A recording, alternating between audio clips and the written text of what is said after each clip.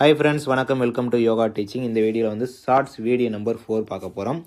டைரெக்டாக கொஷின் போயிடலாம். மகாத்மா காந்தியின் பிறந்த நாள் எப்போது கொண்டாடப்படுகிறதுனா அக்டோபர் 2, 1869 தான் மகாத்மா காந்தியோடைய பிறந்த நாள்.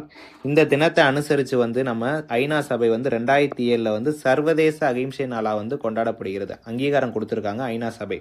அப்போ காந்தியோடைய ஒரிஜினல் நேம் என்னன்னா மோகன்தாஸ் கரம்சந்த் காந்தி. இவருடைய பீரியட் வந்து பார்த்தீங்கன்னா 1869 1948 வரைக்கும்.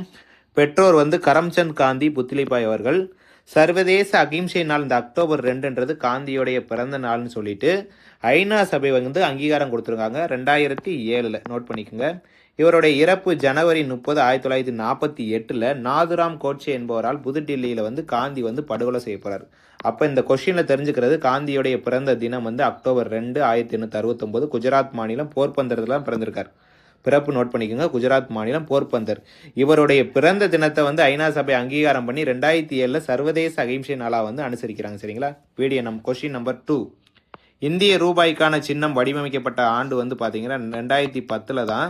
தமிழகத்தை சேர்ந்த உதயகுமார் அவர்கள் தான் அந்த டிசைனை வடிவமைச்சிருக்காங்க. இது வந்து மத்திய அமைச்சரவையால் வந்து ஜூலை 15, 2010 அதிகாரப்பூர்வமாக ஏற்றுக்கொள்ளப்பட்டது. அப்போ இந்தியாவுடைய ரூபாய்க்கான சின்னத்தை வடிவமைத்த உதயகுமார் ஏற்றுக்கொள்ளப்பட்ட ஆண்டு, வடிவமைக்கப்பட்ட ஆண்டுனா 2010. நோட் பண்ணிக்கோங்க.